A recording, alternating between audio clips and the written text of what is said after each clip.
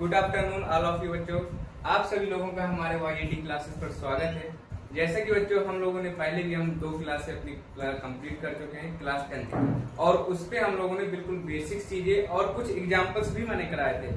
बेटा आज हमारी क्लास तीसरी है और जिन बच्चों को अभी कुछ डाउट हो तो उन पे कमेंट करिए, हम उसको दोबारा समझा देंगे।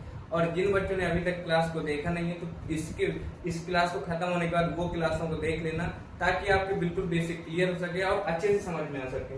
बेटा अगर हमारा सेशन अच्छा लगे तो ज्यादा से ज्यादा अपने दोस्तों को बताइए और शेयर करिए और कमेंट करिए। तो चलिए बिना देरी किए हुए स्टार्ट करते हैं अपनी क्लास को। तो जैसा कि बच्चों आज अभी एक एग्जाम्पल बचा है हमारी, जो हमने उस दिन कराया छोड़ दिया था। यहाँ पर बेटा कुछ टाइपिंग मिस्टेक है, संख्याओं 4 की पावर n यहाँ पर n पर विचार कीजिए, जहां n है यहाँ पर बेटा n लिखा है, यहाँ पर n एक प्राकृतिक संख्या है और जांच कीजिए कि क्या कोई ऐसा मान है जिसके लिए 4 अंक शून्य पर समाप्त हो सके। यानी कि कह रहा है क्वेश्चन कि देखो बेटा एक हमारा क्वेश्चन दिए 4 की पावर n दिए और वो कह रहा है कि n हमारी क्या है, ये जो n है ये हमारी क्या है, एक प्राकृतिक संख्या है। कैसी संख्या है बेटा? प्राकृतिक संख्या है। वो कह रहा है कि किसी ऐसा मान जांच कीजिए क्या कोई ऐसी n की वैल्यू है, यानी कोई ऐसी प्राकृतिक संख्या है जो 4n की जगह रख दें और इसका जो भी आंसर आएगा क्या वो 0 पर समाप्त हो सकता है। वो कह रहा है क्वेश्चन कि 0 पर समाप्त होता है। तो चलो हम लोग देखते हैं एक बार थोड़ा सा इसको करके। तो देखो बेटा मैंने तुम्हें प्राकृतिक संख्या बताया था। प्राकृतिक संख्या क्या होती है? प्राकृतिक संख्या वे होती है जो हमारी कहां से स्टार्ट होती है? 1 से स्टार्ट होती है। 1 2 3 4 5 और डैश कहां तक जाती है? इनफाइनाइट तक जाती है। तो बेटा ये कैसे होती है हमारी? ये हमारी प्राकृतिक संख्या होती है। क्या बच्चा अगर मैं तुमसे पूछूंगी कि 0 क्या कोई प्राकृतिक संख्या है? 0 हमारी प्राकृतिक संख्या है? नहीं है, क्योंकि 0 हमारी प्राकृतिक संख्या नहीं आती। प्राकृतिक संख्या हमारी कहां से स्टार्ट होती है? 1 से। और अगर इसी में हम लोग 0 भी ऐड कर दें, 0 से स्टार्ट कर दें, तो वो हमारी क्या संख्या बन जाती है? वो हमारी पूर्ण संख्या बन जाती है, यानी होल नंबर्स हो जाते हैं। तो चलिए देखते हैं आप लोग करके। अगर देखो यहाँ पर अगर हम 4n की जगह हम पहली 1 रख के देखें तो इसकी वैल्यू कितनी आएगी? 4 आएगी। कितनी आएगी बच्चों? 4 आएगी। और अगर हम n की जगह 2 रख कर देंगे, ये वाली प्राकृतिक संख्या रख के देखते हैं, तो इसकी वैल्यू कितनी आएगी? 16 आएगी। और अगर हम 4 की पावर 3 रख के देखें तो इसकी वैल्यू कितनी आएगी बेटा? इसकी वैल्यू आएगी 64 आएगी। और अगर हम 4 भी रख के देखते हैं की वैल्यू, इसकी जगह कितना आएगा? देखो करके अगर इसकी रखेंगे तो 256 आएगी। कितनी आएगी बेटा? 256। अब देखो अब हमने 4 संख्या रख के देख ली, तो क्या मगर 0 पर अंक मतलब लास्ट वाला अंक, यानी जो इधर ये अंक है, ये लास्ट डिजिट है, क्या ये 0 पर समाप्त हो रहा है? यहाँ पर भी देखो, यहाँ पर कितना है? यहाँ पर भी कितना है? 4 आ रहा है। यहाँ पर भी कितना आ रहा है? 6 आ रहा है। और यहाँ पर भी कितना आ रहा है? 4 आ रहा है। तो क्या लास्ट अंक कहीं 0 पर समाप्त हो रहा है बेटा? नहीं समाप्त हो रहा। अगर हम कोशिश करें कोई भी संख्या x y z, अगर हम कुछ भी रख दें, अगर 4 की पावर हम 6 8 4 कुछ भी रख दें, तब भी हमारा लास्ट डिजिट जो है वो 0 नहीं आएगा। क्या नहीं आएगा? 0 तो आने वाला नहीं है, क्योंकि हमने यहाँ से प्रूफ करके देख लिया। तो 0 कब आ सकता है बेटा? पता है 0 तभी आ सकता है जब कोई भी संख्या की पावर अगर वहां पर 2 और 5 का एक बार क्या होना चाहिए? मल्टीपल होना चाहिए वो संख्या। अगर 2 और 5 के मल्टीपल है तभी वो 0 आ सकता है, क्योंकि देखो जैसे अगर 5 का मल्टीप्लाई करेंगे तो 5 2 10, अगर इसके पावर कुछ भी रखेंगे जैसे 2 भी रखेंगे तो इसका कितना आएगा? 100 आएगा। तो देखो लास्ट डिजिट 0 आ रहा है कि नहीं आ रहा? यानी अगर कोई भी संख्या का अगर लास्ट डिजिट 0 शून्य पर समाप्त होना चाहिए और कोई भी संख्या शून्य पर समाप्त होती है तो उसके गुणनखंड में क्या आना चाहिए? एक 5 और एक 2 होना चाहिए। तो अगर हम 4 का देखें तो बेटा अगर हम 4 का देखें तो 4 के अभाज्य गुणनखंड क्या होंगे? 2 × 2 क्या 2 तो आ रहा है, पर क्या कहीं 5 आ रहा है बेटा? नहीं आ सकता, नहीं आ रहा। तो बस ये तो हमने न्यूमेरिकली देख लिया। अब इसको लैंग्वेज से बट पेपर में कैसे करना है बेटा? लैंग्वेज लिख के करना है। तो अब देखो उसको कैसे करते हैं। तो यहाँ पर हम लोग लैंग्वेज लिखेंगे। तो देखो अब इसका हल कैसे करेंगे। तो चूंकि 4 के पावर n के बेटा भाज्य गुणनखंड क्या है, इसको हम लिख सकते हैं ना 2 मल्टीपल 2 के पावर n, लिख सकते हैं कि नहीं लिख सकते हैं, लिख सकते हैं। तो चलो देखो, अतः 4 के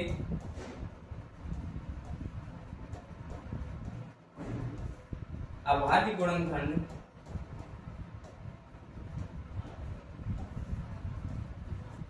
अभाज्य गुणनखंड कितने है बेटा 2 मल्टीप्लाई 2, जबकि 0 पर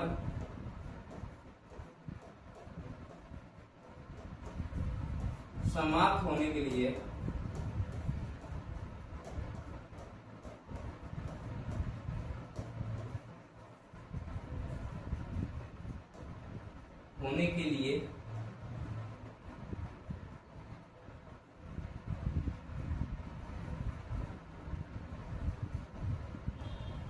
चार के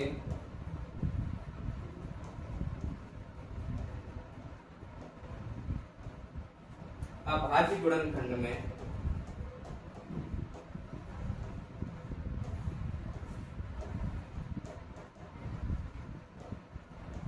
कम से कम एक बार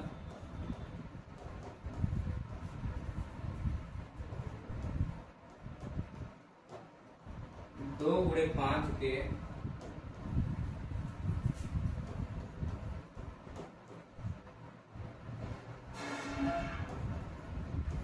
गुणनफल आने चाहिए।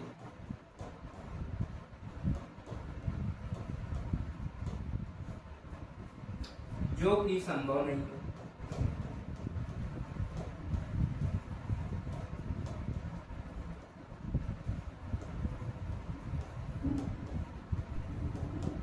जो कि क्या नहीं बेटा संभव नहीं, क्यों क्या चार के गुणनखंड में क्या 2 गुणे 5 आ सकता है? कभी नहीं आ सकता। 5 तो कभी आ ही नहीं सकता, तो क्या ये संभव नहीं है। तो अतः यहां फिर लिखेंगे बेटा, अतः किसी प्राकृतिक संख्या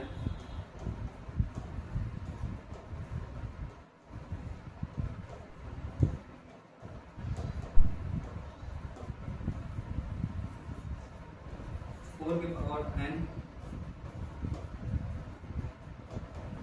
0 अंक पर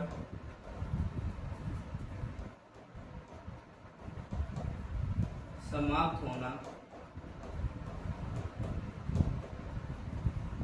संभव नहीं। बस बेटा ऐसा ये तुम्हारी यहां से करना है, सेम ये पेपर में करके आना, तुम्हें पूरे के पूरे नंबर मिलेंगे। अब बेटा ये क्वेश्चन जो है ना बोर्ड एग्जाम में हर साल पूछा जाता है। इस साल भी 2025 को उठा के देख लो, 2024 को उठा के देख लो, सब क्वेश्चन में सब में आया हुआ है ये क्वेश्चन। तो बेटा तुम्हें बस यहाँ से ही पेपर में तुम्हें ऐसे ही करना है कि पूरे के पूरे फुल नंबर मिलेंगे। ओके बेटा, समझ में आया? चलो अगला क्वेश्चन करते हैं। अगला क्वेश्चन कह रहा संख्याओं 6 और 20 के अभाज्य गुणनखंड विधि से एलसीएम और एलसीएम ज्ञात कीजिए। बेटा मैंने पिछली क्लास दूसरी में मैं एलसीएम और एलसीएम बहुत अच्छे से बता चुका हूँ कि कैसे निकालना है अभाज्य गुणनखंड विधि से। बट यहाँ पर एक क्वेश्चन फिर से आया है, एक एग्जाम्पल उदाहरण का ही क्वेश्चन है, तो इसको भी देखो करके देखते हैं कैसे करेंगे। तो देखो बेटा हमारी संख्याएं कितनी दी हैं, एक हमारी 6 और 20 का हमें क्या निकालना है, एलसीएम और एलसीएम निकालना है। तो देखो 6 और 20 का पहले हम संख्याएं लिखेंगे 6 और 20। तो देखो 6 के अभाज्य गुणनखंड क्या होंगे बेटा 2 और 3, और 20 के करेंगे तो 2 गुणे 2 और गुणे 5, यही अभाज्य गुणनखंड आएंगे। अब इसके बाद देखो इन दोनों संख्याओं में कॉमन क्या हो रहा है बेटा, ये बताओ। देखो क्या ऐसी कोई संख्या है जो दोनों में सेम हो? तो देखो अगर यहाँ पर देखा जाए तो एक ही हमें 2 मिल रहा है, जो कि हमारे नीचे भी 2 है, दोनों संख्याओं में कॉमन हो रहा है ना, इसको लिख लेंगे। इसके बाद ऊपर देखो क्या है बेटा 3 है, तो क्या कहीं तुम्हें नीचे कहीं 3 दिख रहा है? नहीं दिख रहा, तो ये तो कॉमन हो नहीं रहा। इसके बाद नीचे एक 2 है, कहीं ऊपर और 2 बचे नहीं। इसके बाद 5 एक नीचे दिख रहा, तो ऊपर में 5 है नहीं है। इसके अलावा मतलब कि 2 के अलावा कुछ भी कॉमन नहीं हो रहा है। बेटा जो संख्याएं बस कॉमन होती है वही हमारी एचसीएफ होती हैं।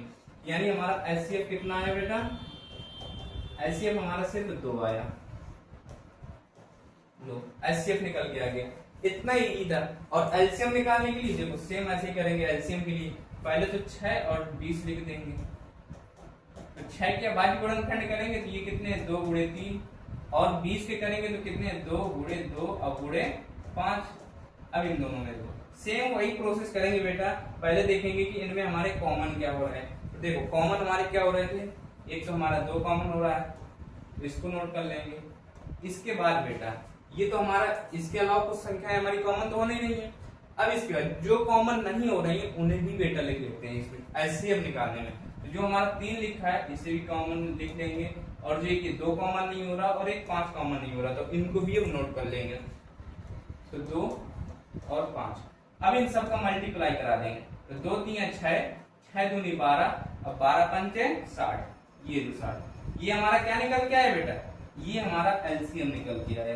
क्या निकल के आया, एलसीएम, जिसको हम लोग एचसीएफ को अगर हिंदी में बोलते हैं तो महत्तम समापवर्तक बोलते हैं। महत्तम समापवर्तक,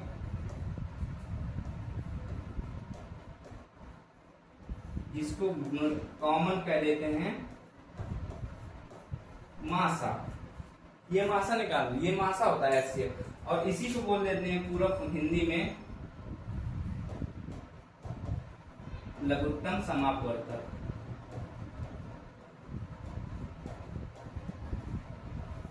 जिसको इंग्लिश को कॉमन में बोल देते हैं लासा।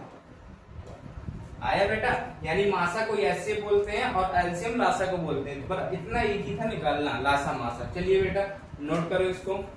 चलिए तो अगला क्वेश्चन करते हैं बेटा। अगला क्वेश्चन क्या कह रहा है, फिर देखो। अभाज्य गुणनखंड विधि द्वारा 96 और 404 का एचसीएफ ज्ञात कीजिए और फिर इनका एलसीएम ज्ञात कीजिए। फिर वही पूछ रहा है, एलसीएम और एलसीएम पूछ रहा है। तो फिर बेटा सेम वैसे करेंगे, निकालते हैं। पहले 96 के फैक्टर करेंगे और फिर 404 भी करेंगे। तो देखो जिसको यहाँ पर करने में दिक्कत होती है बेटा, तो अलग से भी हम इनके फैक्टर कर सकते हैं।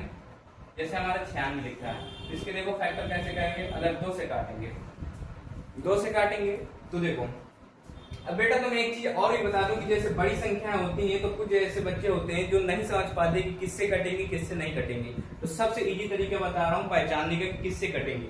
अगर 2 से काटना होता है तो 2 से काटने के लिए लास्ट में देखो उनकी क्या संख्या होंगी, जब भी वो 2 से कटेंगी, नहीं तो नहीं कटेंगी। चाहे जितनी बड़ी संख्या हो उनका लास्ट डिजिट देखना, यानी इकाई का अंक देखना। अगर इकाई के अंक पर 0 हो, 2 हो, 4 हो, 6 हो, 8 हो, अगर इतनी सारी संख्याएं होंगी बेटा तो वो तुम्हारे 2 से कट जाएंगी। किससे कट जाएंगी, 2 से कट जाएंगी। और इसके अलावा अगर ये इनके अलावा जैसे 1 है, सॉरी, जैसे अगर 1 है, 3 है, 5 है, 7 है, 9 है, तो ये बेटा तुम्हारी 2 से नहीं कटने वाली। आया समझ में। अगर 2 से तभी कटेंगी जब ये डिजिट हो। तो देखो लास्ट डिजिट इकाई का यहाँ पर 6 है ना, तब मैंने 2 से काटा। अगर ये होता तो फिर मैं 2 के अलावा 3 से ट्राई करता, जब वो 3 से न कटे तो फिर 5 से ट्राई करता। यानी इनको बोलते हैं विषम संख्या। ये होती है हमारी क्या, सम संख्या, और ये क्या होती है हमारी विषम संख्या।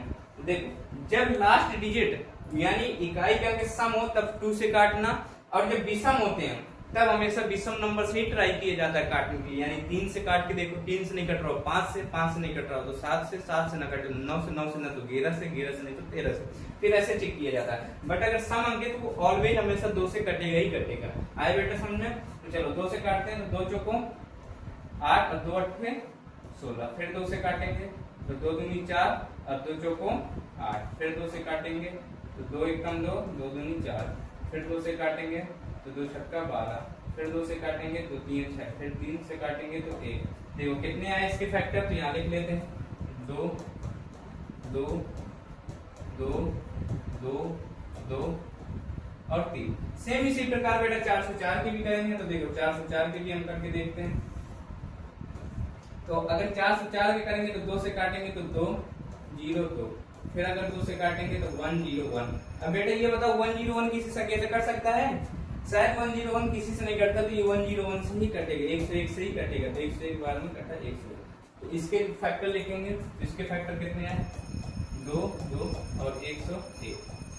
अब देखते हैं फिर बेटा सेम वही प्रोसेस अपनाएंगे। इनमें देखेंगे दोनों में कॉमन क्या चीज हो रही है।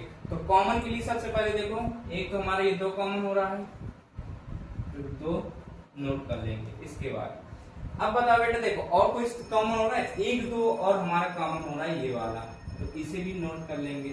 इसके बाद 2 है, तो क्या कहीं नीचे 2 दिख रहे हैं? नहीं, नीचे तो 2 खत्म है। अब 101 नीचे, तो क्या कहीं ऊपर 101 है? नहीं। इसकी मतलब इसके अलावा कुछ और कॉमन नहीं हो रहा। जब कुछ कॉमन नहीं हो रहा तो यही हमारा क्या निकल के आ गया, एचसीएफ। तो कितना आ जाएगा, 2 दूनी 4, एचसीएफ कितना निकल के आ गया बेटा, 4 निकल के आ गया। अब सेम देखो, अगर हम सेम एलसीएम के लिए करते हैं तो अलग से फिर से लिख लेते हैं, यही सेम 94 404। देखो अब नीचे हम एलसीएम की लिख रहे हैं, तो अगर 96 के अगर हम फैक्टर करेंगे तो इसके कितने आए थे बेटा, 2 2 2 2 2 और 3। इसके कितने आए थे, 2 2 और 101। अब इनमें देखो कॉमन क्या हो रहा है, वही सेम कॉमन करेंगे। तो देखो अगर सेम कॉमन करेंगे तो सबसे पहले देख हमारे 2 कॉमन हो रहा है बेटा, तो 2 लिख लेंगे। इसके बाद 1 2 और हमारा कॉमन हो रहा है, तो इसे भी लिख लेंगे। इसके बाद देखो अब तो कुछ कॉमन हो नहीं रहा है, तो जितने कॉमन नहीं हो रहे तो उन्हें भी लिख लेंगे। देखो यहाँ 1 3 2 3 2 है जो 3 बार कॉमन नहीं हो रहा है, तो 1 2 3। इसके बाद 1 3 कॉमन नहीं हो रहा, तो उसे भी लिख लेंगे। और एक हमारा 101 भी कॉमन नहीं हो रहा, तो इसे भी लिख लेंगे। अब इन सब का मल्टीप्लाई करा देंगे, जो आंसर आएगा वही हमारा एलसीएम होगा। क्या होगा बेटा, वो एलसीएम। तो 2 दूनी 4, 4 दूनी 8, 8 दूनी 16, 16 दूनी 32। तो अब कराते हैं बेटा 32 गुणे 3 और गुणे 101। देखो अब इसके बाद देखो 3 का अगर हम इसमें कराएंगे तो 3 दूनी 6 और 3 त्रिका 9 और गुणे 101। 96 और 101 का अलग से अगर हम यहाँ पर मल्टीप्लाई कराते हैं बेटा, तो देखो कितना आएगा, 96 और 101 का। तो सबसे पहले अगर हम 6 का कराएंगे तो 6 कम 6 0, 6 कम 6, फिर 9 का कराएंगे 9 कम 9 0, 9 कम 9। अगर इनका देखेंगे तो आंसर आएगा 9 6 6 9 6 9। यानी हमारा एलसीएम कितना निकल के आया बेटा, यहाँ लिख लेते हैं। एलसीएम निकल के आ गया हमारा 96 और 96। लो ये हमारा एलसीएम निकल के आ गया। लोगों क्या पूछ रहा था, अभाज्य गुणनखंड विधि दो ना, इतने और इतने एचसीएफ और फिर इनका एलसीएम निकालना। तो लो हमने एलसीएम और एचसीएफ निकाल के दिखा दी। ये हमारा एचसीएफ आया और ये हमारा एलसीएम आया। आया बच्चों समझ में, नोट डाउन करो। चलिए बच्चों अगला क्वेश्चन करते हैं। इसकी बात देखो, अब हमारी दो हमारे एग्जाम्पल थे वो हमने करा दिए, और बेटा वो एग्जाम्पल एग्जाम में बार बार पूछे जा रहे हैं। 2024-25 हर साल बोर्ड में देखोगे उस सेम क्वेश्चन मिलेंगे तुम्हें रख के। तो अब हमारी यहाँ से प्रश्नावली 1.1 स्टार्ट होती है। तो देखो पहला क्वेश्चन क्या कह रहा है, निम्नलिखित संख्याओं को अभाज्य गुणनखंडों के गुणनफल के रूप में व्यक्त करना है, यानी अभाज्य गुणनफल के रूप में व्यक्त करना है। तो देखो पहला क्वेश्चन हमारा कितना है, 140। तो देखो हम पहला क्वेश्चन करके दिखाते हैं। 140 है, इसके बेटा अभाज्य गुणन यानी अभाज्य गुणनखंडों के गुणनफल के रूप में लिखना है। तो देखो 140 का अगर हम अलग से फैक्टर करके देखें तो कितना आता है बेटा, अगर 2 से काटेंगे तो 70, और फिर 2 से काटेंगे तो 35, फिर अगर 5 से काटेंगे तो 7, और फिर 7 से काटेंगे तो 1।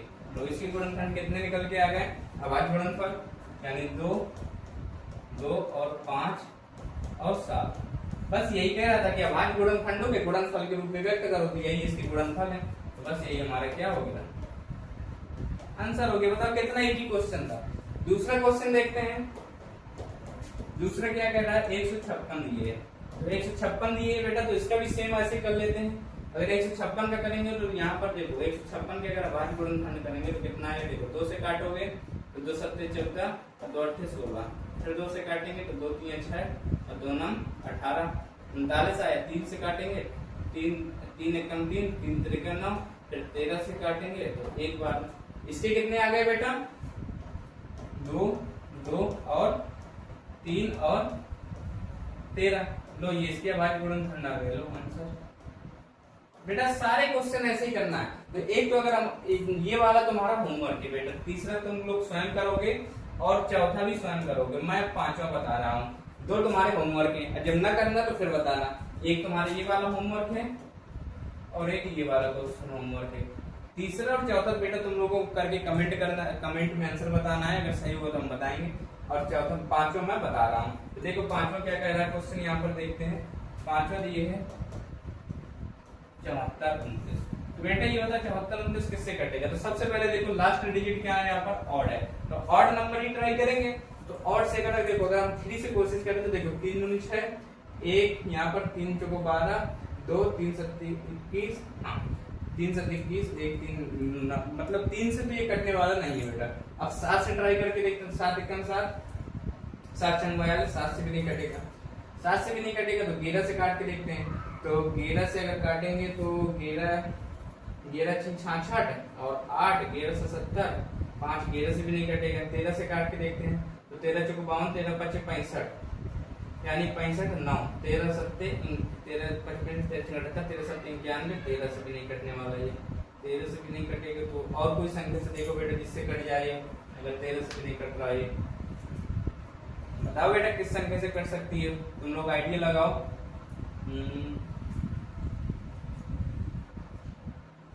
आइडिया लगाओ बेटा, ये किससे कट सकती है? कोई संख्या अगर 13 से भी नहीं कट रहा तो अगर 17 से काटेंगे तो 17 को 68 और 6 17 17 से कट जाएगा बेटा। ये किससे कटेगी? 17 से। तो 17 से देखो काट के देखते हैं। तो 17 से काटेंगे तो 17 का 17 17 चलो 17 3 क्या 17 चौको 68, बचा 68 और 6, तो 17 चौको 68, 17 का फिर से करते हैं तो 17 का 17 17 चौदह 17 3 51, तो 51 करेंगे 9 2 11, कितना बचेगा? तो 17 3 51 और 9 2 11, 11 यानी 119। तो 17 7 17 50 17 102, 17 7 119, कितने बार में कटा? 17 7 3 7। अब देखो 7 3 4 3 7 किससे कटेगा? इसको भी काट के देखते हैं कि 17 से फिर काटेंगे, 17 दूनी 34 और 6 3 9, नहीं कटेगा बेटा 17 से। अगर हम 52 नहीं कटेगा, 5 से भी नहीं कटेगा, 7 से काट के देखते हैं। 7 6 42, 7 से भी नहीं कटेगा, 9 से काट के देखें तो 9 चौको 36, 4 3 7, 9 से भी नहीं कटेगा। 11 से काट के देखें क्या? 11 3 33, 10 बचेगा, नहीं कटेगा। 13 से काट के देखें 13 3 39, 4 नहीं कटेगा। 437 बेटा कैसे? इसको बेटा होमवर्क में ले लो, इसको भी कल करके लाना, जब नया आए तो हमसे बताना, हम कराएंगे इसको फिर से। ये तुम्हारे तीनों क्वेश्चन बेटा होमवर्क में है, फिर कल हम बताएंगे। चलो अगला क्वेश्चन देखते हैं। दूसरा क्वेश्चन, पूर्णांकों के निम्नलिखित युग्मों के एचसीएफ और एलसीएम ज्ञात कीजिए तथा इसकी जांच कीजिए कि दो संख्या का गुणनफल इज इक्वल टू। यहाँ पर बेटा थोड़ा सा इक्वल लगा है और यहाँ पर थोड़ा लगा है। ये क्वेश्चन थोड़ा सा टाइपिंग मिस्टेक है बेटा, सुधार लेना कि दो संख्या का गुणनफल इक्वल टू एचसीएफ गुणे एलसीएम है। तो देखो ये मैंने पिछले भी बेटा पहले दूसरी क्लास में मैं बता चुका हूँ ये वाला फॉर्मूला, लेकिन एक बार और फिर से बता दे रहा हूँ। अगर मान लो हमारी दो संख्याएं दी है, एक पहली संख्या ए दी है और बी दी है, इन दोनों का अगर एचसीएफ दिए है, एचसीएफ दिए और एलसीएम निकलवाने के लिए पूछ रहे हैं, या फिर ये दिए है, ये दिए है, ये दिए, इनमें से अगर कुछ भी ये चार चीजें होती हैं, दो संख्याएं दी हैं तो उनका एचसीएफ भी होता है, एलसीएम भी होता है। अब इनमें से वो तीन चीजें कुछ भी दे सकता है, हो सकता है वो पहली संख्या दे दे, दूसरी संख्या दे दे और एचसीएफ दे दे, वो क्या पूछ ले? एलसीएम पूछ ले। तो ये फॉर्मूला यूज किया जाएगा। और ये फिर एचसीएफ एलसीएम दे दे और दूसरी संख्या दे दे, पहली संख्या पूछ सकता है, या फिर पहली संख्या दे दे, एचसीएफ दे दे, एलसीएम दे दे और दूसरी संख्या पूछ ले, या पहली संख्या दे दे, दूसरी संख्या दे दे, एलसीएम दे दे और एचसीएफ पूछ ले। यानी तीन चीज देकर वो एक चीज इनमें से कुछ भी पूछ सकता है। तो इसका देखो फॉर्मूला क्या होता है बेटा। अगर ये हमारी क्या है, पहली संख्या है और ये बेटा हमारी दूसरी संख्या है। जब ये पहली संख्या दूसरी संख्या है तो इसका देखो फॉर्मूला क्या होता है। फॉर्मूला होता है बेटा पहली संख्या गुणे दूसरी संख्या इज इक्वल टू, फॉर्मूला होता है एचसीएफ गुणे एलसीएम। या फिर इसी को अगर देखा जाए तो पहली संख्या हमने क्या मानी थी, ए मानी थी, और दूसरी संख्या बी मानी है, इज इक्वल टू एचसीएफ गुणे एलसीएम। ये फॉर्मूला होता है बेटा, ये फॉर्मूला होता है हमारा, ये याद रखना। इसी से अभी देखना इस क्वेश्चन को कैसे करते हैं। तो निम्नलिखित पूर्णांकों के युग्मों के एचसीएफ और एलसीएम ज्ञात कीजिए तथा इसकी जांच कीजिए कि दो संख्याओं का गुणनफल इज इक्वल टू एचसीएफ गुणे एलसीएम होता है कि नहीं। तो सबसे पहले देखो, पहला क्वेश्चन हमारा कितना दिए बेटा, पहला दिए 26 और 91। तो इनके फैक्टर करते हैं तो 13 के 26 के कितने होते हैं, 2 गुणे 13, और इसके कितने होते हैं, इसको काटेंगे हम कितने से बेटा, 7 से काटेंगे। तो 7 से अगर काटेंगे तो 7 एकम 7, 7 से काटेंगे तो कितने, 7 एकम 7 त्रिक 21, 7 एकम 7 और 7 त्रिक 21, तो कितना आ गया बेटा 13 सत्ते 91। अब इन दोनों में देखो कॉमन क्या हो रहा है बेटा, तो अगर इन दोनों में तुम लोग कॉमन देखोगे तो एक हमारा 13 कॉमन मिल रहा है। क्या कॉमन मिल रहा है, 13 कॉमन मिल रहा है, यानी एचसीएफ हमारा कितना आ गया। इसके अलावा तो कुछ कॉमन हो नहीं रहा है ना, बस जो हमारा कॉमन हो रहा है यही हमारा क्या निकल के आ गया, एचसीएफ निकल के आ गया। और बेटा अगर एलसीएम निकालें तो देखो एलसीएम के लिए क्या करेंगे, फिर सेम वही 26 और 91, तो वो करेंगे। 26 के फैक्टर कितने होते हैं, 2 गुणे 13, और इसके 91 के कितने होते हैं फैक्टर, 13 गुणे 7 गुणे 13। अब इनमें देखो सबसे पहले तो वही करेंगे जो कॉमन हो रहा है, तो देखो इनमें कॉमन क्या हो रहा है, एक तो हमारा 13 कॉमन हो रहा है, इसके बाद ये 2 और 7 कॉमन हो रहा है, नहीं हो रहा है, तो जो कॉमन नहीं हो रहा तो उनको भी लिख देंगे, 2 कॉमन नहीं हो रहा और एक हमारा 7 नहीं कॉमन हो रहा है, तो यही हमारा एलसीएम निकल के आएगा। एलसीएम बराबर कितना आएगा, 13 दूनी 26, 26 को बड़ा 7 में कराते हैं, या फिर 7 दूनी 14, 13 गुणे 14 कराते हैं तो 14 3 42 और 14 और 4 18, कितने निकल के आया, 182। एलसीएम कितना निकल के आएगा बेटा, 182। अब इसको हमको जांच करना है ये वाले फॉर्मूले से। तो देखो जांच के लिए कैसे करेंगे, यहाँ पर हम अलग से जांच के लिए ले रहे हैं बेटा। देखो हम यहाँ पर जांच करते हैं, अगर ये वाली हमारी पहली संख्या ए है और ये वाली हमारी पहली संख्या बी है, तो देखो कैसे करेंगे, फॉर्मूला में रखते हैं। फॉर्मूला क्या होता है, ए गुणे B is equal to HCF गुणे एलसीएम। तो देखो एक पहली संख्या हमारी कितनी है 26, दूसरी संख्या कितनी है 91 इज इक्वल टू, यहाँ पर कराते हैं। एचसीएफ हमारा कितना निकला था बेटा, एचसीएफ हमारा 13 निकला था, तो 13 और एलसीएम कितना निकला है 182। दोनों साइड का मल्टीप्लाई करा के देखो, अगर इक्वल होगा तो ये हमारा सही है, अगर इक्वल नहीं आए तो हमारा ये क्वेश्चन गलत है। तो चलो देखते हैं बेटा, अगर 26 का कराएंगे तो 26 एकदम 26 हासिल लगाई 2, तो अलग से करा के देख लेते हैं। तो 54 और 2, 54 और 2 कितने हुए 56, और 5 हासिल लगाई तो 9 दूनी 18, 9 दूनी 18 और 5 23, कितने आ गए 23 66 आ गए। अब इधर भी बेटा करा के देख लेते हैं, तो 13 का कराएंगे तो 13 दूनी 26, 13 5 65, 13 78, 13 7 91, 13 104 और 104 और 2 6 हासिल लगाई 10, 13 10 23। देखो बेटा दोनों साइड का इक्वल आ रहा है ना, इक्वल आ रहा है ना, तो बस हमारा प्रूफ हो गया। यानी जांच कर रहा था कि क्या दो संख्या का गुणनफल इज इक्वल टू एलसीएम गुणे एचसीएफ होता है कि नहीं होता। तो देख लो पहली संख्या गुणे दूसरी संख्या गुणनफल इज इक्वल टू एचसीएफ गुणे एलसीएम आ रहा है, इक्वल कि नहीं आ रहा, बस यही हमें प्रूफ करना था। लो ये हमारा प्रूफ हो गया बेटा। आए समझ में, नोट डाउन करो, फिर अगला क्वेश्चन करते हैं। चलो बेटा नोट डाउन होता हो गया होगा, चलो हम इसको रेस्ट किए दे रहे हैं।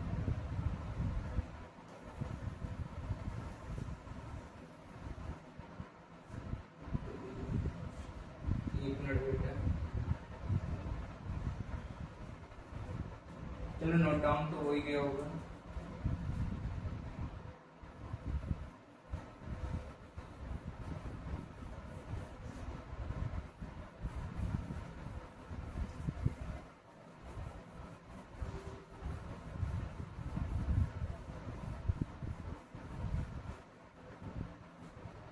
चलो बेटा अब हम अगला क्वेश्चन करते हैं। पहला क्वेश्चन हमने कर दिया है, दूसरा क्वेश्चन करते हैं। दूसरा क्वेश्चन हमारा दिया है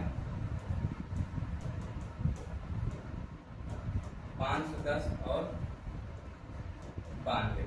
तो बेटा 510 के पहले अगर हम फैक्टर करेंगे तो देखो यहाँ से करते हैं 510 के अगर हमारे फैक्टर करेंगे तो कितने, पहले 2 से काटेंगे, तो 2 से काटेंगे 2 दूनी 4, 1 2 5 6 10 और 2 5 6 10।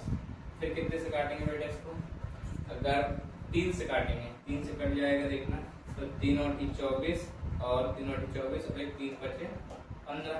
फिर किससे काटेंगे बेटा, 3 से तो कटेगा नहीं। फिर 5 से काटेंगे, तो अगर 5 से काटेंगे तो 5 1 5 और 5 7 35 और फिर 17 से काटेंगे तो 7 1 17। इसके फैक्टर कितना आ गया बेटा, 2 3 5 और 17। सेम इसी प्रकार अगर हम 92 के करेंगे बेटा, तो देखो 92 के कितने आएंगे निकल के हमारे, 2 से काटेंगे तो 2 चौको 8 और 2 छक्का 12। फिर 2 से काटेंगे, 2 दूनी 4, 2 3 6, 23 से किसी से नहीं कटेगा तो 23 से ही कटेगा, तो इसको करेंगे। इसके फैक्टर आ गए 2 2 और 23। अब इनमें देखते हैं बेटा कॉमन क्या हो रहा है दोनों। देखो अगर कॉमन करेंगे तो सबसे पहले देखो, एक तो हमारा 2 कॉमन हो रहा है, साफ साफ दिख रहा है। इसके अलावा देखो 3 है, क्या कहीं नीचे 3 है, नहीं है। 5 ऊपर थी, क्या कहीं नीचे 5 है, नहीं है। ऊपर 17 दी है, तो क्या कहीं नीचे 17 है, नहीं है। इसका मतलब 2 के अलावा कुछ कॉमन ही नहीं हो रहा, तो यही हमारा क्या निकल के आ गया, एचसीएफ निकल के आ गया। सेम इसी प्रकार एलसीएम के लिए करते हैं, देखते हैं एलसीएम के लिए।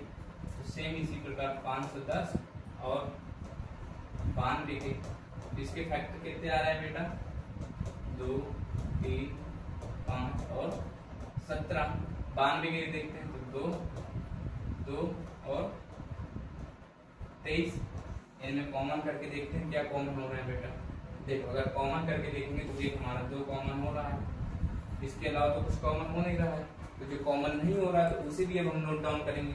देखो एक हमारा यहाँ 3 नहीं कॉमन हो रहा है, इसके बाद एक हमारा 5 नहीं कॉमन हो रहा, इसके बाद एक हमारा 17 नहीं कॉमन हो रहा, इसके बाद एक हमारा 2 नहीं कॉमन हो रहा, इसके बाद एक हमारा 23 नहीं कॉमन हो रहा। इन सबका मल्टीप्लाई करा देते हैं, जो आएगा वही हमारा क्या निकल के आएगा, एलसीएम निकल के आएगा। देखो 3 दूनी 6, 6 5 30, 30 दूनी 60, तो 60 गुणे 17 और गुणे 23। देखो 60 गुणे इसके कराते हैं 17 3 51 और 17 3 51 और 17 दूनी 34 और 5 39। कितना निकल के आगे 391 मल्टीप्लाई करा देते हैं तो 0 और 6 कम 6 6 नाम 54 4 असर लगाए 5 6 तेरे का 18 5 23। ये हमारा क्या निकल के आगे बेटा, एलसीएम निकल के आगे 23 460। ये हमारा क्या निकल के आ गया, एलसीएम। अब इसकी हम जांच करके देखते हैं जांच में हमारा सही है कि नहीं है। यहाँ से अगर हम देखो जांच करके देखें बेटा, तो देखो अगर हम इसको पहली संख्या मान ले a और इसको हम लोग दूसरी संख्या मान ले b, तो देखो कैसे करते हैं। तो a गुणे b इक्वल टू क्या होता है, एचसीएफ गुणे एलसीएम, ये हमारा फॉर्मूला होता है। तो पहली संख्या हमारी कितनी है 510, दूसरी 92 इक्वल टू एचसीएफ हमारा कितना निकला था 2 और एलसीएम हमारा कितना निकला था 23 460। इसके बाद अब इसका मल्टीप्लाई करा के देखते हैं बेटा। अगर हम इसका मल्टीप्लाई कराएंगे तो देखो चलो कराएंगे इसका, तो 51 पहले 1 का कराते हैं तो 92 ही आ जाएगा पूरे। फिर 5 का कराएंगे तो 5 10 45 और 1 46। इसके बाद 1 जीरो हमने पहले से नोट डाउन करते हैं, फिर 2 फिर 9 और 6 4, यानी 46 92 जीरो आ रहा है। अब इसका देखो इधर करा के देखते हैं बेटा, तो 0 6 दूनी 12 वो 6 दूनी 12 4 दूनी 8 और 1 9 3 दूनी 6 और 2 दूनी 4। देखो बेटा आ रहा है कि नहीं आ रहा, देखो 46 92 इधर आ रहा है और ये इधर भी कितना आ रहा है 46 92 इधर भी आ रहा है। यानी हमारा क्वेश्चन प्रूफ भी कर दिया, यानी हमारा क्वेश्चन सही है, दोनों आंसर भी आया बेटा समझ में। यही हमारा क्या हो गया, प्रूफ हो गया। आए बेटा समझ में। अब ये वाला क्वेश्चन हम तुम्हें क्या कर रहे हैं, होमवर्क में दे रहे हैं, सेम इसी तरह करना है, कल करके आना है और कमेंट में करना। अगर आंसर ना निकाल पाओ तो कमेंट करना, या फिर जो बच्चे निकाल लें तो कमेंट करें। अगली क्लास में अगर जिन बच्चों को ना निकाल पाओ तो बताना, कमेंट करना, हम अगली क्लास में इसको बता देंगे। अगला क्वेश्चन देखते हैं। इसके बाद देखो क्या करा, अभाज्य गुणनखंड विधि द्वारा निम्नलिखित पूर्णांकों के एचसीएफ और एलसीएम ज्ञात कीजिए। अब इनकी भी देखो हमको एचसीएफ और एलसीएम निकालना। तो बेटा एक चीज ध्यान रखना, जो हमने अभी पिछली क्लास में ये वाला फॉर्मूला बताया था, ये वाला हमने एक फॉर्मूला बताया था, a गुणे b इक्वल टू एचसीएफ और एलसीएम। तो बेटा ये पेपर में पूछ सकता है कि क्या ये कितने, ये दो संख्याओं के लिए तो क्या ये पूछ सकता है कि तीन संख्या, अगर हमारी तीन संख्या दी है, जैसे मान लो 6, 12, 18, जैसे तीन हम पहली, दूसरी, तीसरी तीन संख्या हमारी दी है, तो क्या पूछ सकता है कि तीन संख्याओं के लिए भी लागू होता है, तीन संख्याओं पर भी लागू होता है।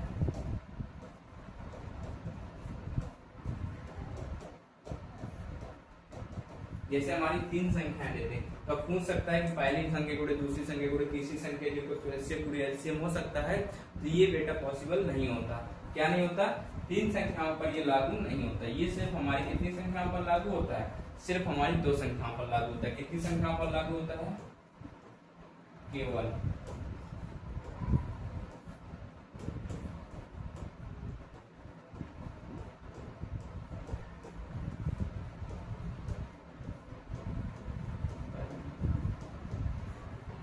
लागू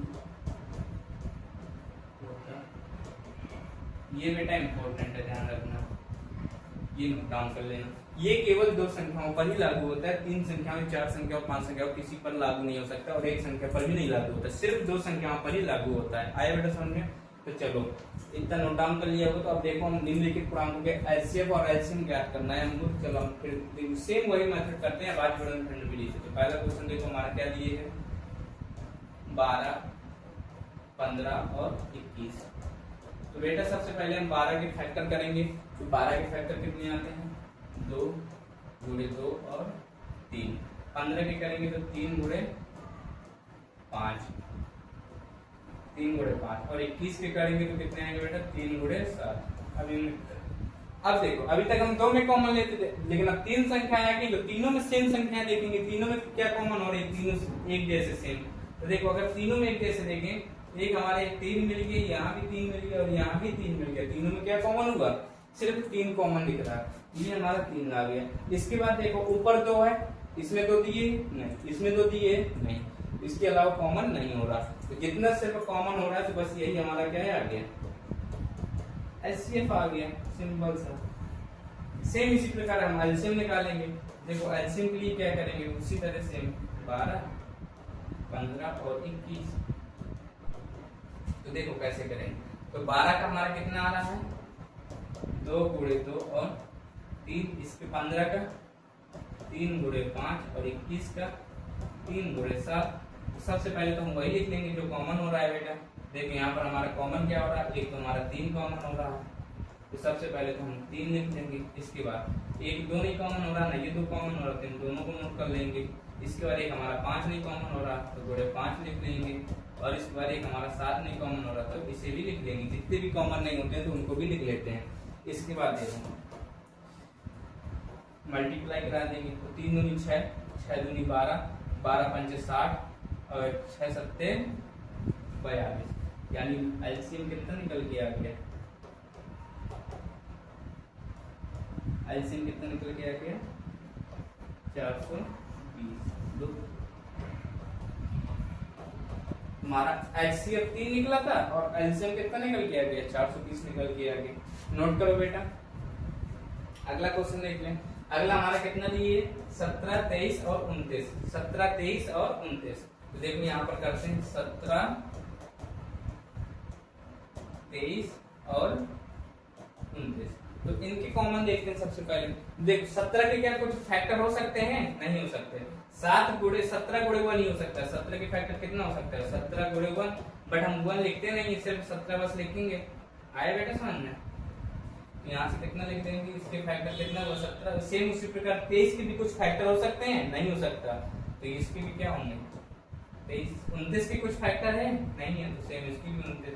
तो इनमें बेटा क्या कॉमन हो रहा है, तीनों में तीनों अलग अलग संख्या है, कुछ कॉमन ही नहीं हो रही। जब कुछ कॉमन नहीं हुआ करती तो उसका बेटा एचसीएफ ध्यान रखने के लिए, जब तीनों कुछ भी कॉमन ना हो किसी भी संख्याओं में, तो उसका एचसीएफ हमेशा कितना आता है 1 आता है बेटा, कितना आता है 1 आता है। और एलसीएम निकालना है तो देखो एलसीएम क्या करेंगे, जब हमारी तीनों संख्याओं में कुछ कॉमन ही नहीं हो रहा तो तीनों को मल्टीप्लाई करा देंगे, यानी 17 गुणे 23 और गुणे 29, तीनों को मल्टीप्लाई करा देंगे। तो देखो 23 और गुणे 29 का कराएंगे, 23 नहीं कितना होता है 23 के अगर 9 में कराएंगे तो 9 3 27 और 9 दूनी 18, 2 23 303 कितना होता है 207 होता है। 207 की 7 हासिल लगाई 20, फिर 23 दूनी 46 और 20 कितना हुआ बेटा 66 गुणे 17, 17 का गुणा कराओगे तो 17 पन 85, 17 छक्का 70 पन 85, 70 पन 85, 70 छक्का 17 7 119, यानी 9 हासिल लगाई 11, 70 पन 85, 70 छक्का 102 और 102 11 कितने हुए 113 की 3 फिर लगाई 11 हासिल, तो फिर 11 आई तो 102 11 113, लो 11 33 9, ये हमारा क्या निकल के आ गया एलसीएम निकल के आ गया। आया बेटा समझ में, ये एलसीएम हमारा कितना निकला 11 33 9 और एचसीएफ हमारा कितना निकला था 1 निकला था। आया बेटा समझ में। चलो फिर ये हमारा कौन सा क्वेश्चन था, ये हमारा दूसरा क्वेश्चन था। अभी हमारा तीसरा क्वेश्चन बाकी है, ये हमने पहला करा दिया, दूसरा करा दिया, ये वाला हमने करा दिया, ये भी करा दिया, ये वाला क्वेश्चन बचा है तो इसको भी करा देते हैं। 8 9 और 25, देखो 8 9 25 को कैसे करेंगे, तीसरा क्वेश्चन हमारा देखो 8 9 25, तो देखो 8 के फैक्टर करेंगे तो कितने होते हैं 2 गुणे 2 गुणे 2, 9 के करेंगे तो 3 गुणे 3 और 25 के करेंगे तो 5 और गुणे 5, यही आएंगे।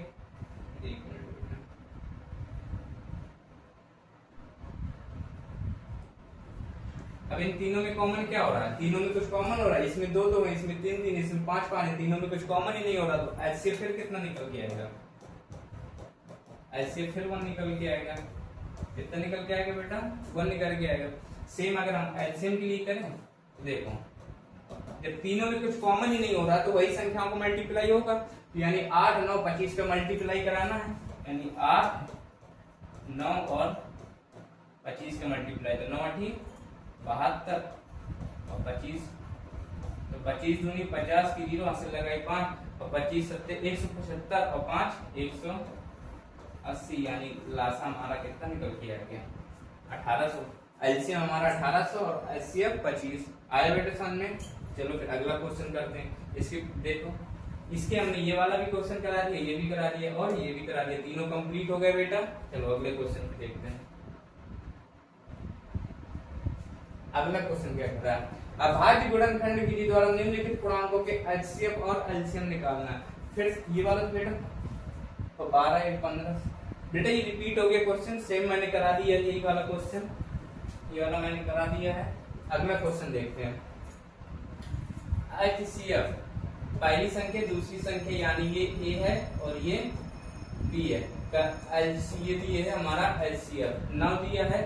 एलसीएम ज्ञात करना है, यानी पहली संख्या ये है और दूसरी संख्या ये का एलसीएम ज्ञात करना है। तो जब बेटा दो संख्या मैंने कहा था ना, देखो पहली संख्या दी है दूसरी संख्या दी है, एचसीएफ भी दी है, हमसे क्या पूछ रहा है एलसीएम पूछ रहा है।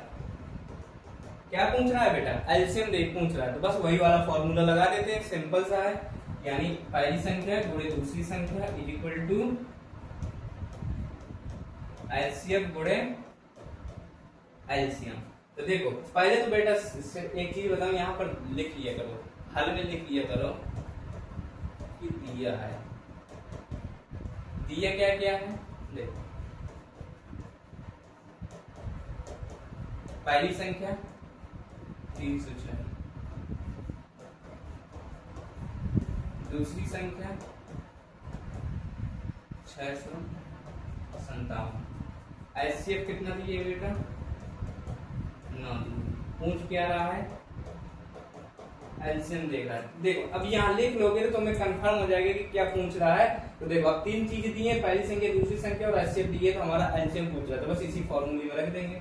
देखो यहाँ पर हम रखेंगे तो कितना, पहली संख्या हमारी कितनी है बेटा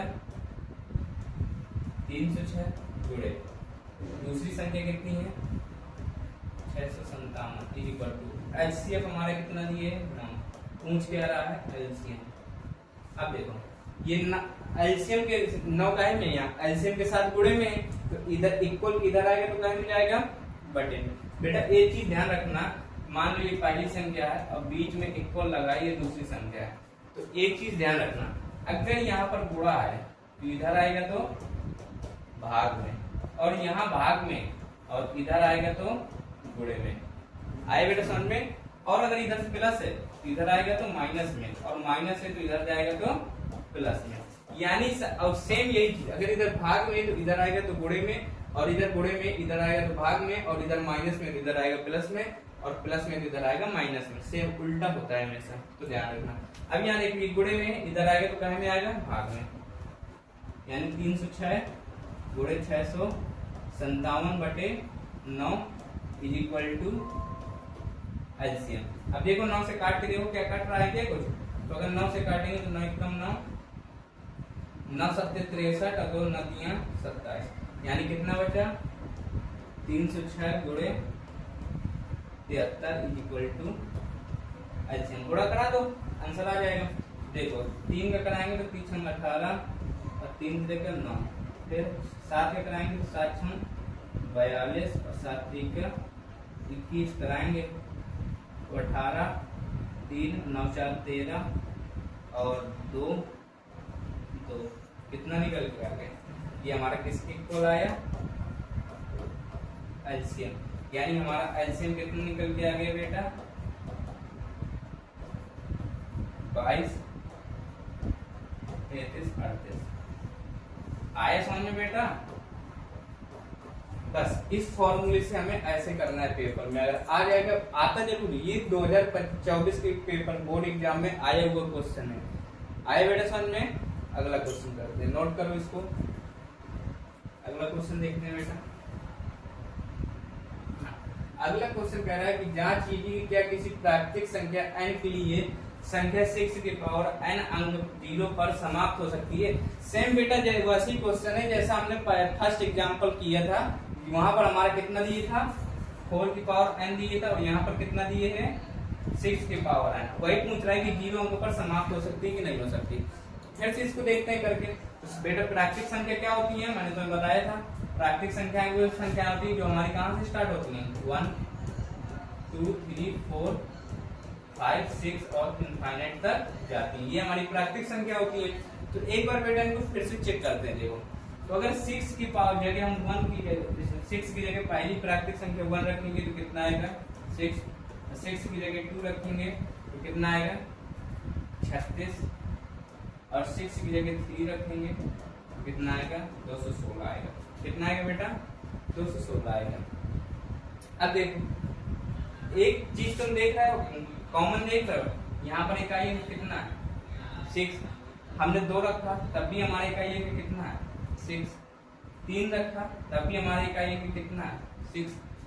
अगर तुम 4 चाहे कुछ भी रखो बेटा 6 की पावर में एक चीज रखना, चाहे तुम 6 की पावर में कुछ भी रखो, इकाई अंक जो आएगा ना, इकाई अंक वो हमेशा ऑलवेज कितना आएगा 6 ही आएगा। ये चाहे कंपल कुछ भी रख के देख लो, गुणा कराकर हमेशा कितना निकल के आएगा 6 ही निकल के आएगा इकाई अंक। तो क्या बेटा यहाँ पर कहीं 0 आ रहा है, 0 पर समाप्त हो सकता है, पॉसिबल ही नहीं है। तो सेम वैसे ही मैंने बताया था, जब अगर हम 6 की पावर n को हम क्या कर सकते हैं, इसकी अगर हम भाज्य गुणनखंड करें तो क्या लिख सकते हैं 2 गुणे 3 की पावर n। अब मैंने तुम्हें बताया है बेटा कि अगर 0 लाना है इकाई अंक पर, जब भी अगर हमें इकाई अंक पर 0 चाहिए होता है तो उसकी गुणनखंड पर कितना होना चाहिए 2 गुणे 5 होना आवश्यक है। तो क्या 6 के अभाज्य गुणनखंड में 2 गुणे 5 आ सकता है, नहीं आ सकता, ये पॉसिबल ही नहीं। तो 0 पर समाप्त हो सकता है? हो ही नहीं सकता। तो बस इसको लिख कर देखो कैसे लिख कर समझा सकते हैं। तो देखो यहाँ से हल डालना, सेम वैसे लिखना है कि अतः 6 के बाद का गुणनखंड कितने बेटा 6 की पावर n की क्या लिख सकते हैं हम इसको? सबसे पहले 2 गुणन 3 की पावर n, इतना लिख सकते हैं। अब यहाँ से लिख सकते हैं अतः 6 के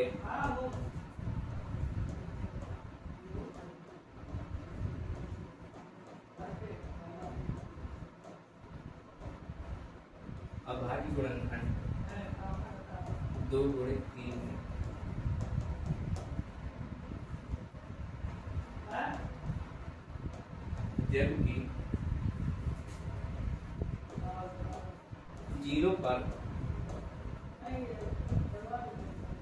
समाप्त होने के लिए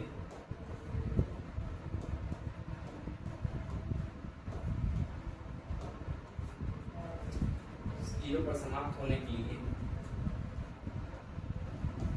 6 के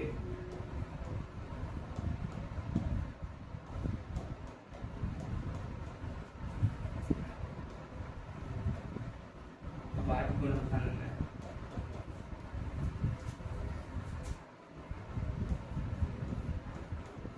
कम से कम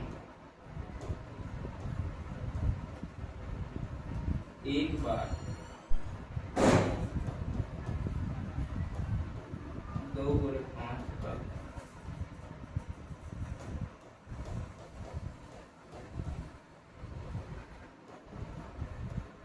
गुणनफल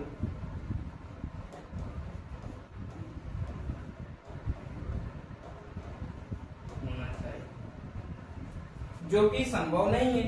बस ये लिखना है, जो कि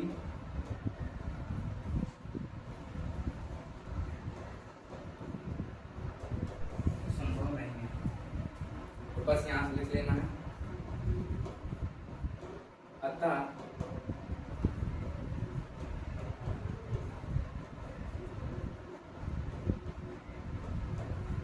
किसी प्राकृतिक संख्या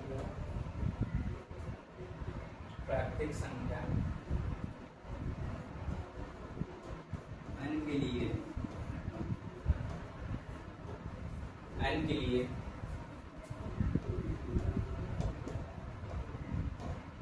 संख्या 6 की पावर n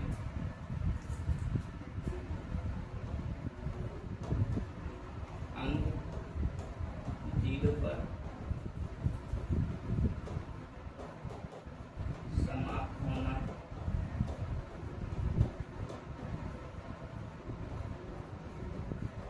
संभव नहीं है। बस इतना सा बेटा लिखना है, इतना सा, और तुम्हें पूरे के पूरे नंबर मिलेंगे।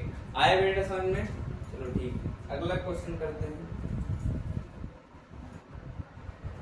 अगला क्वेश्चन देखो क्या कह रहा है। व्याख्या कीजिए कि 7 गुणे 13 गुणे 13 प्लस 13 और 7 गुणे 6 गुणे 5 गुणे 4 गुणे 3 गुणे 2 गुणे 1 प्लस 5 भाज्य संख्याएं क्यों है? ये कहता है कि भाज्य संख्याएं क्यों है। तो सबसे पहले बेटा ये बताओ, पद जानते हो?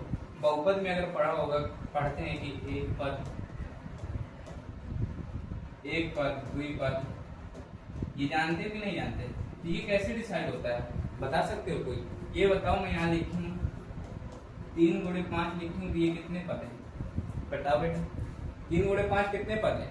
कोई बच्चा बोलेगा कि 1 2, ये तो 2 पद है। कितने पद है ये? द्विपद है, जो कि पूरी तरीके से गलत है।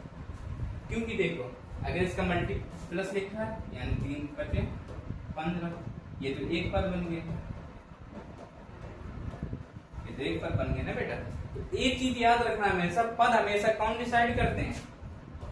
प्लस और माइनस ही डिसाइड करते हैं। अगर प्लस माइनस संख्याओं के बीच में लगा होगा तो वही डिसाइड करेंगे कितने पद है कितने पद नहीं।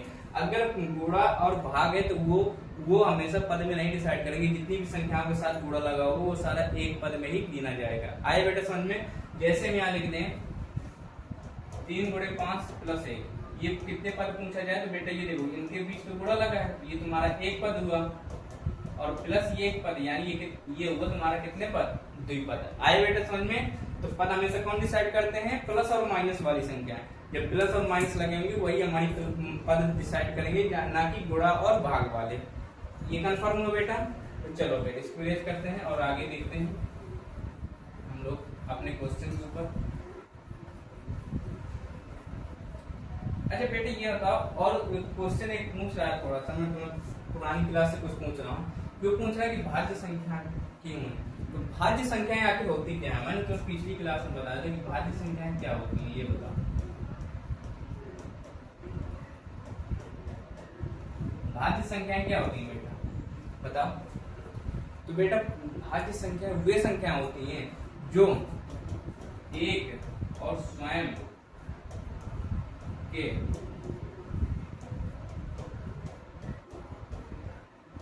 अतिरिक्त अन्य किसी संख्या से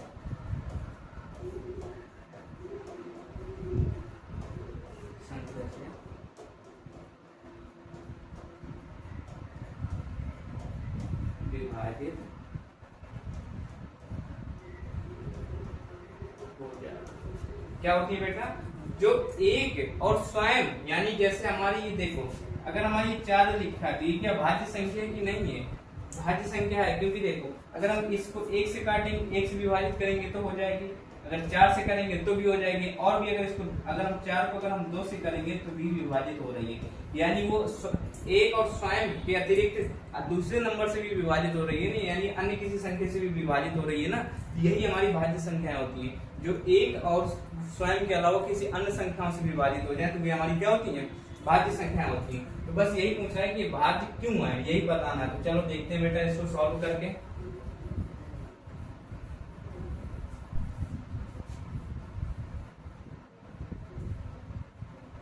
चलो बिना देरी के इसको सॉल्व करते हैं, क्वेश्चन को नोट करते हैं। तो देखो पहला क्वेश्चन हमारा कितना लिखा है? 7 × 11 × 13, 7 × 11 × 13 और प्लस 13। इधर दूसरा क्वेश्चन हमारा कितना दिए है? 7 × 6 × 5 × 4 × 3 × 2 × 1 और प्लस 5। तो देखिए सबसे पहले अगर देखा जाए तो बेटे ये तो सारी संख्या गुणे में है और ये प्लस में, तो ये पहला पद को ये दूसरा पद को, इन दोनों में देखो कॉमन कुछ दिख रहा है। यहाँ पर भी 13 है, देखो यहाँ पर भी 13 है और यहाँ पर भी 13 है। तो इनको क्या हम कॉमन निकाल सकते हैं, यानी बाहर ले सकते हैं। तो देखो अगर हम इसको 13 को बाहर निकालेंगे तो अंदर क्या बचेगा बेटा? 7 × 11, ये तो निकल आया, प्लस अब यहाँ से 13 निकल आया तो यहाँ कुछ बच्चे बोलेंगे 0 बचेगा, कुछ बच्चे बोलेंगे कि 1 बचेगा। तो यहाँ कितना बचेगा बेटा? यहाँ पर 1 बचेगा। अब देखो जो 0 बोल रहे थे तो उनका भी देखो कर दिखा देते हैं एक बार। 7 × 11 और प्लस 0। अब देखो अब अंदर अगर हम गुणा कराएंगे 13 का तो 7 × 11 × 13 प्लस 13 का गुणा 0 में कराएंगे तो यहाँ कितना आ जाएगा? 0, जो कि 0 है नहीं, तो इसलिए बेटा यहाँ पर 0 नहीं आएगा। आया बेटा समझ में? चलो तो देखो इतना आया। इसके बाद देखते हैं 13, अगर इसका कराएंगे तो 1370 प्लस 1, अब 13 का 78 आया। इसके बाद देखते हैं, इधर देखते हैं बेटा सेम यहाँ जहाँ तक गुणा है तो ये तो एक पद हुआ और ये हमारे क्या हुआ? दूसरा पद हुआ।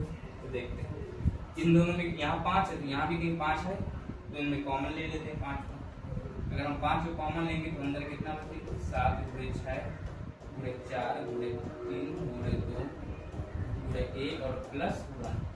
तो 5 इसका अंदर मल्टीप्लाई करेंगे तो 7 42 × 4 × 12 12 दूनी 24 प्लस 1 फिर कराएंगे तो 5 24 दूनी 48 और 24 का 24 की बात है, 24 को 96 और 4 और प्लस 1। अब देखो बेटा ये 13 है, लेकिन ये देखो 78 है। तो ये तो अन्य संख्या यहाँ पर 13 किसी 78 किससे किससे कर सकता है? इसके तो बहुत सारे क्या है गुणनखंड है। अब गुणनफल है यानी गुणनखंड है तो वो वही हमारे क्या होंगे, जितने भी गुणनखंड होंगे। तो अगर देखा जाए तो 78 किससे किससे विभाजित हो रही है, 2 से भी विभाजित हो रही है, 13 से भी विभाजित हो रही है, और भी संख्याओं से विभाजित हो जाएंगी। यानी अगर इसको देखोगे तो ये एक और एक और स्वयं के अलावा अन्य संख्याओं से भी विभाजित हो रही है ना। यानी आगे कितना लिखा है 13 लिखा है, तो ये किससे विभाजित हो रही है, ये 13 से विभाजित हो रही है। सेम इसी प्रकार अगर देखा जाए, इसका भी देखा जाए बेटा, तो अगर यहाँ 5 लिखा है यानी जो बेटा ध्यान रखना कोई भी संख्या अगर जैसे हमारे यहाँ पर 5 गुणे 6 इक्वल टू 30 लिखा है, तो इसका मतलब जो इसके गुणनखंड आते हैं, ये गुणनफल आते हैं, इसका मतलब ये वाली संख्या इन संख्या से क्या है विभाजित हो रही है। यानी ये संख्या 5 से भी विभाजित होगी और 6 से भी विभाजित होगी।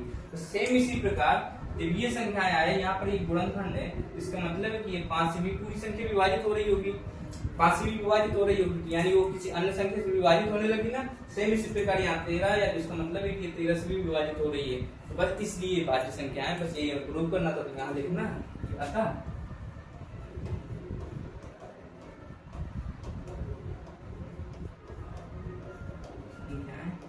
एक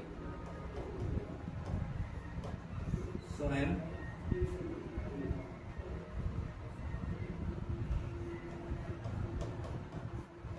और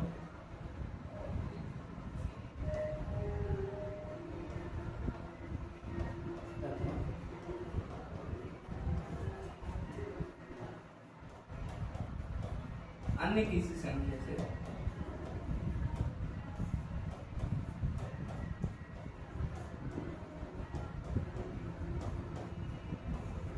विभाजित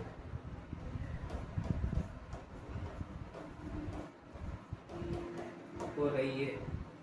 तो अतः ये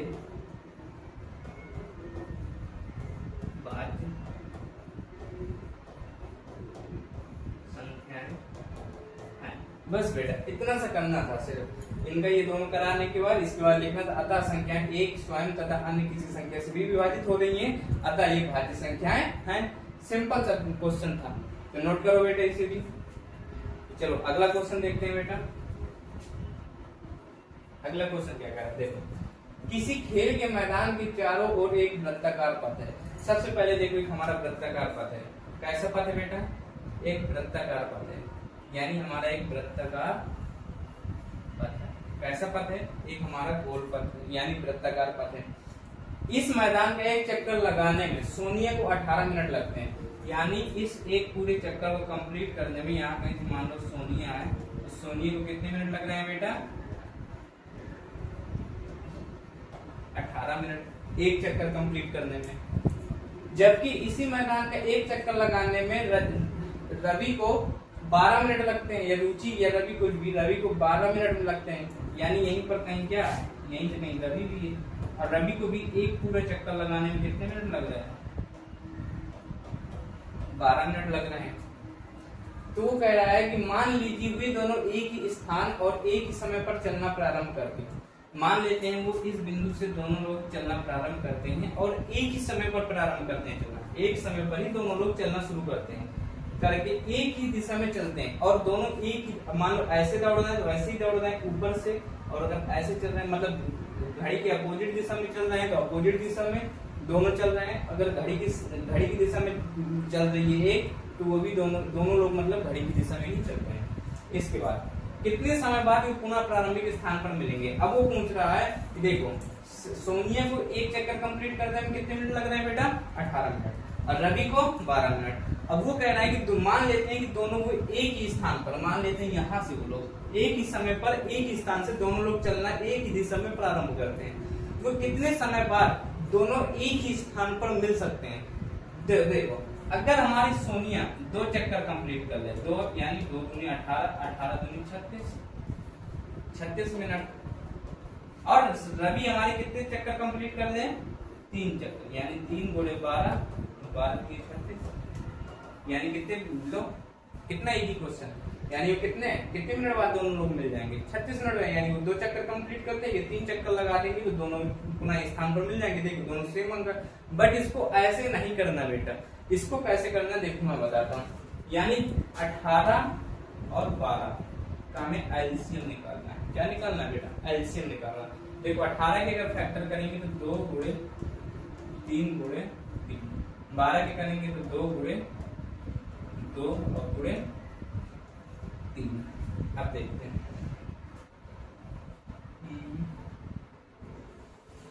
तो देखो हमको क्या निकालना है बेटा? एलसीएम निकालना है। देखो एलसीएम के लिए सबसे पहले कॉमन क्या हो रहा है? एक हमारा 2 कॉमन हो रहा है, इसको लिख देंगे। इसके बाद एक हमारा 3 कॉमन हो रहा है तो इसको भी लिख देंगे। इसके बाद एक हमारा 3 नहीं कॉमन हो रहा, नहीं हमारा 2 नहीं कॉमन हो रहा, तो उनको भी नोट कर लेंगे। एक हमारा 3 नहीं कॉमन हो रहा और एक हमारा 2 कॉमन हो रहा, तो इसको कराएंगे 2 3 6 3 6 यानी 6 गुणे 6 6 6 36 मिनट बाद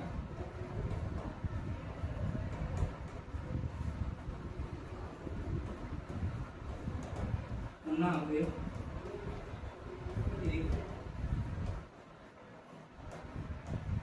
एक स्थान पर मिलेंगे। बस ये आंसर था, सिंपल सा आंसर था। बताओ इतना बड़ा क्वेश्चन कितने आसानी से सॉल्व हो गया। बताओ इतना इजी क्वेश्चन था बेटा, तो नोट करो इसे भी। चलो तो अगला क्वेश्चन देखते हैं बेटा। तो ठीक है बच्चों, आज हम क्लास यहीं पर समाप्त करते हैं और हमने आपकी एक्सरसाइज 1.1 पूरी समाप्त कर दी है। तो जिन बच्चों को अगर अभी डाउट रह जाता है तो वे उस पर कमेंट करें और हम उसको दोबारा से समझा देंगे और दोबारा से एक्सप्लेन कर देंगे।